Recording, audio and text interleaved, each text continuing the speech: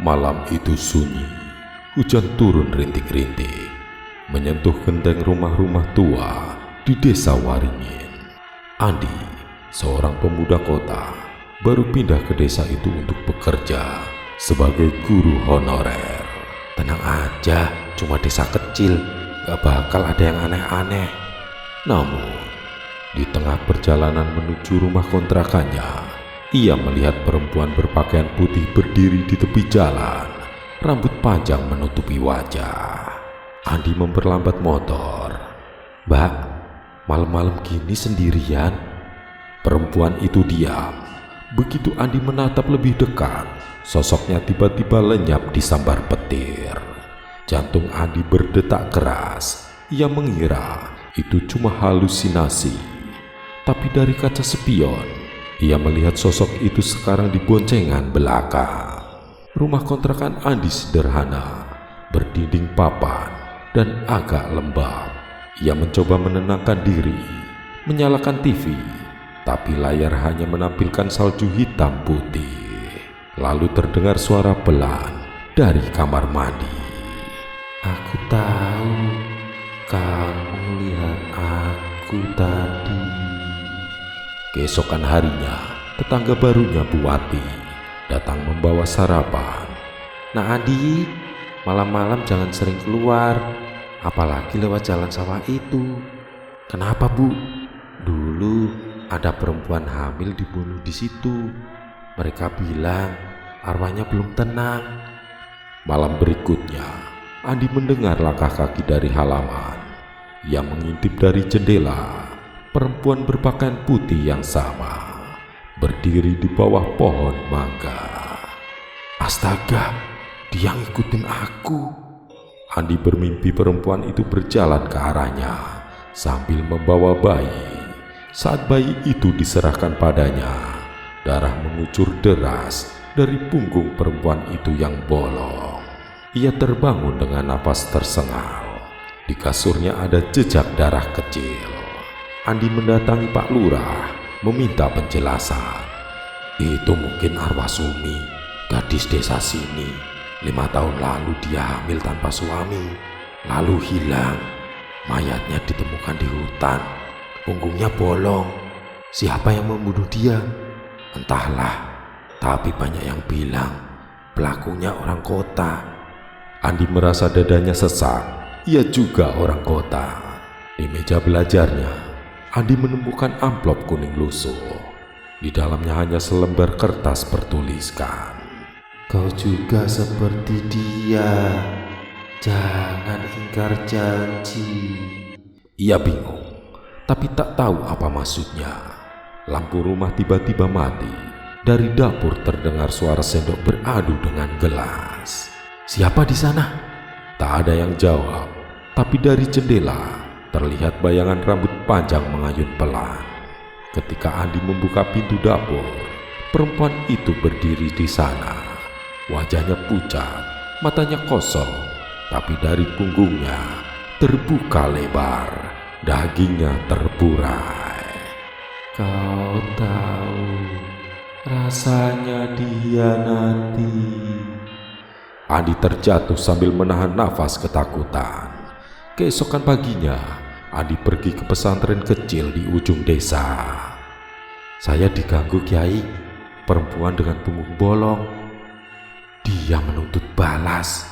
Ada yang belum selesai. Kau harus cari tahu siapa yang membunuhnya."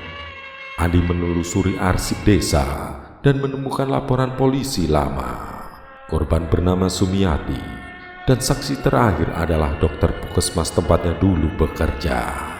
Tapi anehnya, dokter itu pindah secara misterius.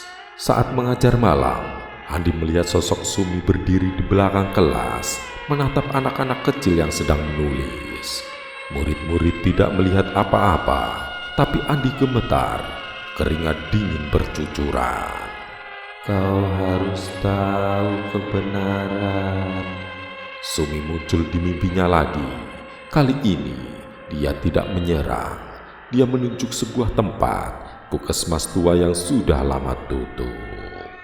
"Di sana aku mati." Andi pergi ke puskesmas itu malam-malam. Bangunannya lembab, berlumut, dan bau obat yang menyengat. Ia menemukan ruangan berserakan dengan catatan medis. Di salah satu kertas tertulis, pasien Sumiati, luka tusuk di perut, meninggal saat melahirkan. Pelapor, Dr. Wibowo. Andi menelusuri alamat lama Dr. Wibowo. Ternyata rumahnya terbakar 2 tahun lalu dan jenazahnya tidak pernah ditemukan. Apa dia dibunuh oleh arwah itu? Malam itu, Andi menemukan bekas luka gores di punggungnya sendiri, seolah dicakar dari dalam. Ia mendengar suara Sumi berbisik, "Kau akan merasakan seperti aku." Andi berbicara langsung kepada arwah Sumi di rumah kontrakannya. "Aku mau bantu kamu tenang, tapi hentikan teror ini. Temukan bayiku. Mereka menyembunyikan dia sebelum aku mati." Andi menelusuri data puskesmas lagi dan menemukan bayi lahir pada malam yang sama, bernama Bayu. Ternyata bayi itu diadopsi oleh keluarga Dr. Wibowo. Andi berangkat ke kota untuk menemui anak itu. Kini Bayu berusia 5 tahun. Namun begitu Andi sampai di depan rumah, angin dingin bertiup. Sumi muncul di kaca mobil, tersenyum dengan darah menetes. "Terima kasih, kamu sudah temukan dia." Malam itu, keluarga dokter diganggu habis-habisan. Lampu padam, cermin retak, dan suara tangisan bayi terdengar dari loteng. Andi melihat Sumi menggendong Bayu sambil tersenyum. "Jangan sakiti dia, itu anakmu."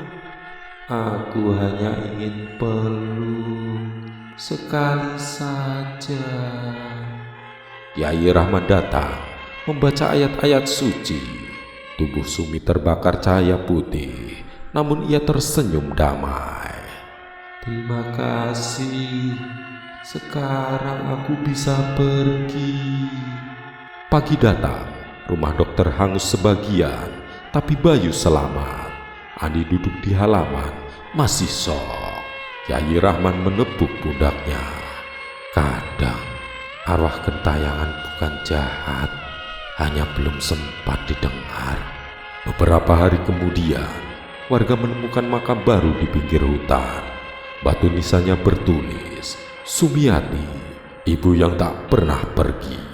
Di atasnya selalu ada bunga melati segar setiap malam Jumat. Suatu malam, Andi lewat jalan yang sama, tepat ia pertama kali melihatnya. Angin bertiup lembut. Tiba-tiba terdengar suara perempuan pelan. "Terima kasih sudah bantu aku menemukan anakku."